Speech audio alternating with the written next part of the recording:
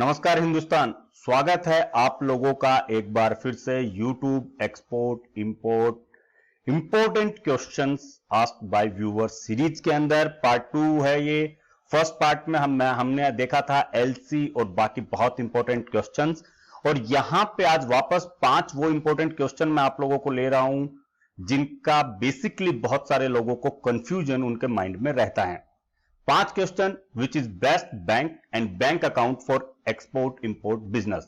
ये बहुत बड़ा क्वेश्चन आप मान सकते हो इसको, क्योंकि जो भी एक्सपोर्ट स्टार्ट करना चाहता है, एक्सपोर्ट या इंपोर्ट, उनके लिए ये बड़ा क्वेश्चन होता है कि कौन सी बैंक को चूज करें और बैंक अकाउंट किस तरीके का होना चाहिए। सेकंड क्वेश्चन भी एक जर्नल क्वेश्चन है कि इंग्लिश कम आती है, क्या मैं एक्सपोर्ट कर सकता हूं। यह भी एक बहुत बेसिक क्वेश्चन, और मैं मानता हूं कि जो भी इंडिया के अंदर हिंदी प्रांत जिन को बोला जाता है, जिन राज्यों को, उन लोगों के लिए भी ये एक बहुत बड़ा क्वेश्चन है कि हमें इंग्लिश नहीं आती है। बहुत सारे लोग मैंने ऐसे देखे हैं जो मैन्युफैक्चरर है, बहुत बड़े होलसेलर है, ट्रेडर है, लेकिन वो डरते हैं कि हमें इंग्लिश नहीं आती, तो क्या मैं एक्सपोर्ट कर सकता हूं। थर्ड क्वेश्चन है what is high sea cell.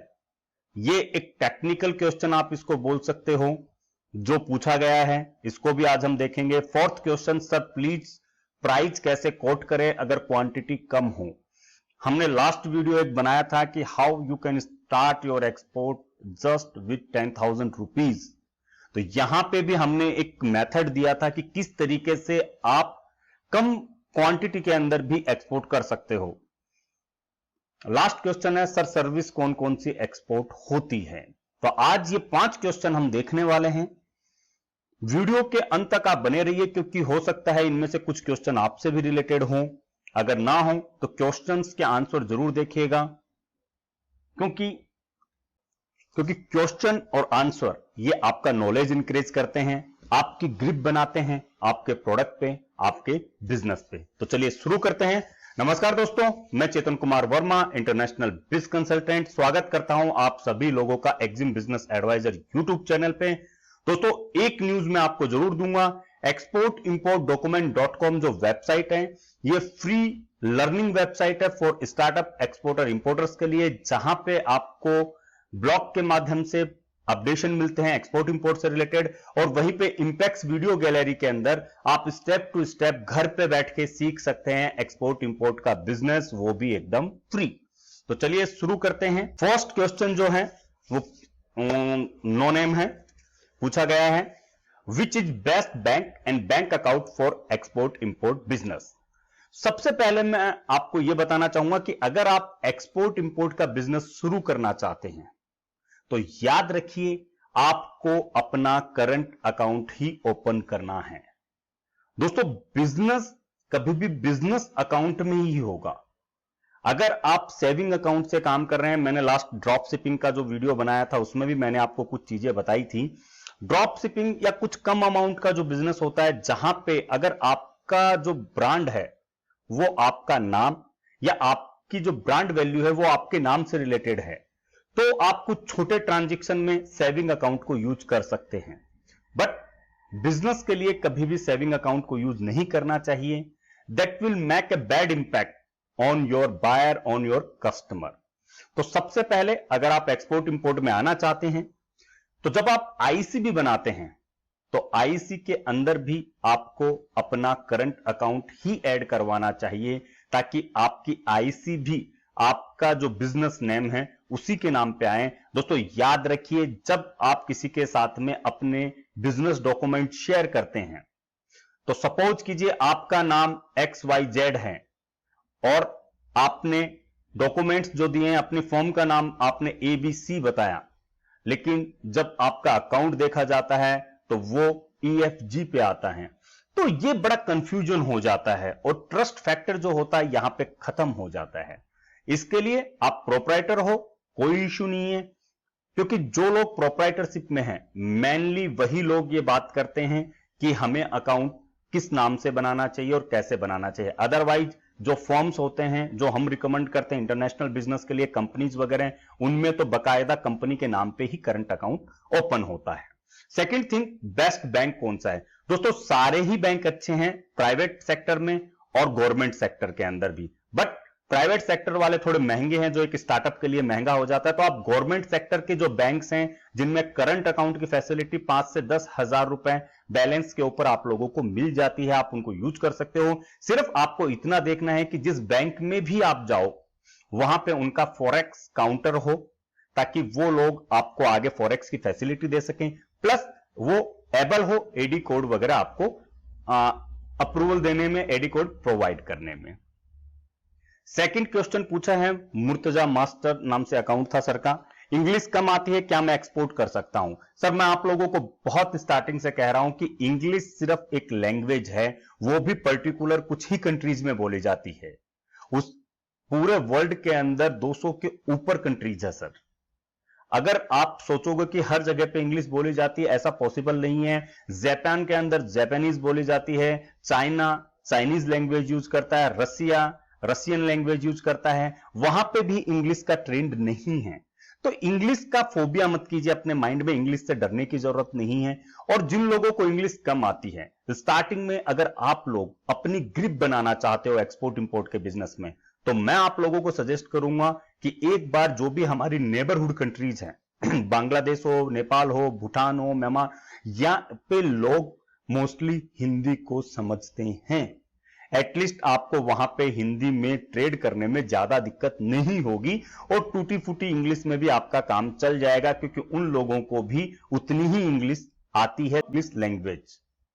तो आप लोगों को इसके लिए बिल्कुल टेंशन लेने की जरूरत नहीं है। आप अपनी एक्सपोर्ट बिजनेस के लिए, अपनी ग्रिप बनाने के लिए एक बार हमारे नेबरहुड जो कंट्रीज हैं उनके अंदर अपनी ट्राई करके देखिए। बाकी दोस्तों आजकल टेक्नोलॉजी बहुत ज्यादा अपग्रेड हो चुकी है, आपको बहुत सारे ट्रांसलेटर मिल जाएंगे हिंदी से इंग्लिश कन्वर्ट करने में, इंग्लिश से फिर पूरे वर्ल्ड की किसी भी लैंग्वेज में आप अपनी आपका जो कोटेशन हो या आप जो बोलना चाहते हैं उसको आप इजीली ट्रांसलेट कर सकते हैं।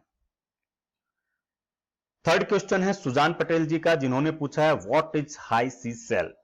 दोस्तों हाई सी सेल का मतलब यह होता है, सी सेल, यहां पे दो वर्ड्स जो हैं वो बड़े इंपॉर्टेंट है। सी सेल यानी जब आपका कंसाइनमेंट समुद्र के अंदर है या ऑन द वे है, उसी टाइम पे उसको बेच दिया जाए। जो बीएल है उसका जो ओनर है वो अलग है, लेकिन उस ओनर ने उस मटेरियल को थर्ड पार्टी को सेल कर चुका है वो, यानी इसे कहते हैं हाई सी सेल। मटेरियल पहुंचने से पहले ही उसे सेल कर दिया जाए।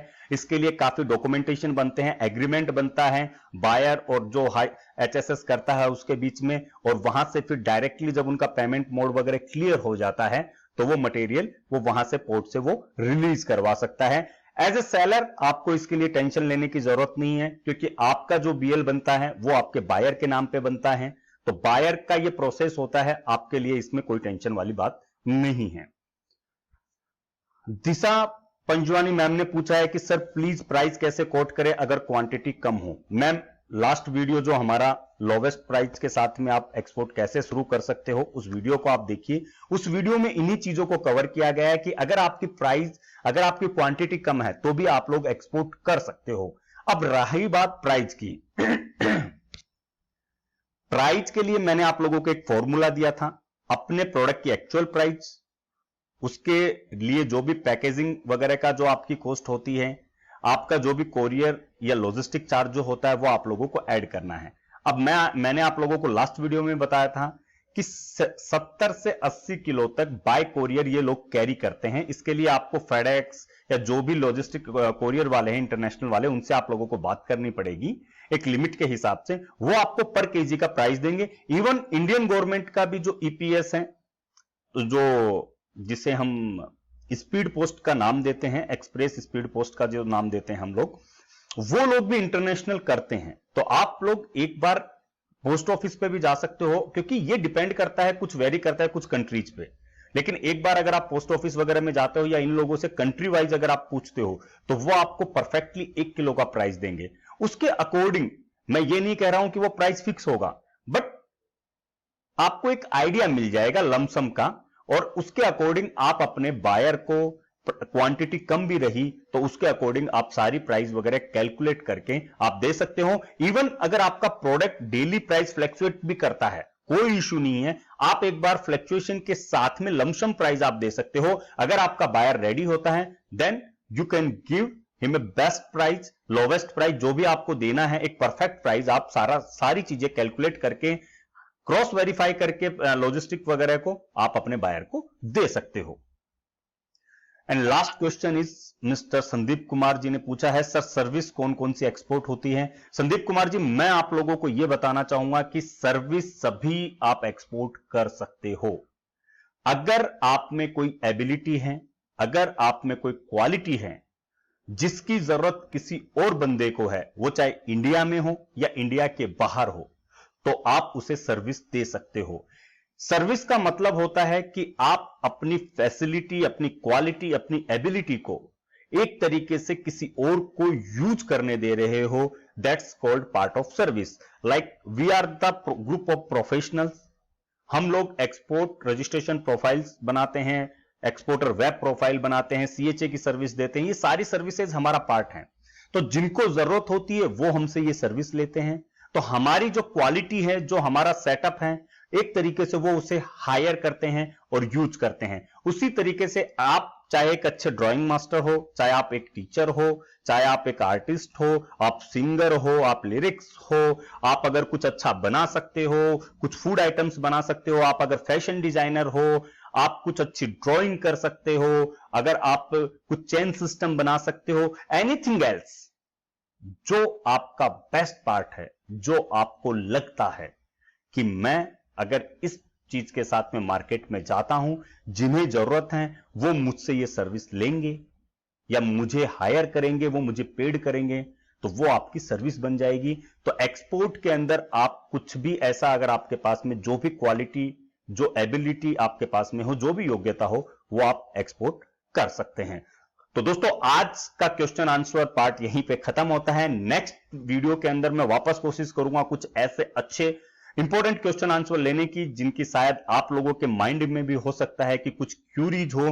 तो जिन लोगों के माइंड में कुछ क्यूरीज हो वो कमेंट करके डाल सकते हैं अपने नाम के साथ में। नेक्स्ट वीडियो में मैं चूज करूंगा जो एप्रोप्रिएट या इंपॉर्टेंट क्वेश्चन होंगे, उन्हें लिया जाएगा विथ योर नेम और आप लोगों के साथ में उन्हें डिस्कस किया जाएगा। जो लोग नए हैं वो चैनल को सब्सक्राइब करना ना भूलिए, क्योंकि ऐसे अच्छे वीडियो आते रहेंगे। नेक्स्ट वीडियो ड्रॉप शिपिंग, और जो एक बहुत बड़ा क्वेश्चन है कि ईमेल कैसे किया जाए बायर को, फर्स्ट ईमेल किस तरीके से किया जाए, इंट्रोडक्शन ईमेल, उसको हम लोग कवर करेंगे। तो फटाफट जो लोग नए हैं वो चैनल को सब्सक्राइब जरूर कीजिए। दोस्तों, आप लोगों के लिए हम लोग मेहनत कर रहे हैं और आप लोगों से यही अपेक्षा करते हैं कि आप सब्सक्राइब कीजिए चैनल को। वीडियो अगर अच्छा लगे तो लाइक कीजिए। आपकी अगर कोई क्यूरी हो तो आप लोग कमेंट कर सकते हैं, और हैशटैग आप लोगों को स्टार्टिंग वाला ही चलाना है, yes I am Indian exporter. तो मिलते हैं नेक्स्ट वीडियो में। जय हिंद, जय भारत।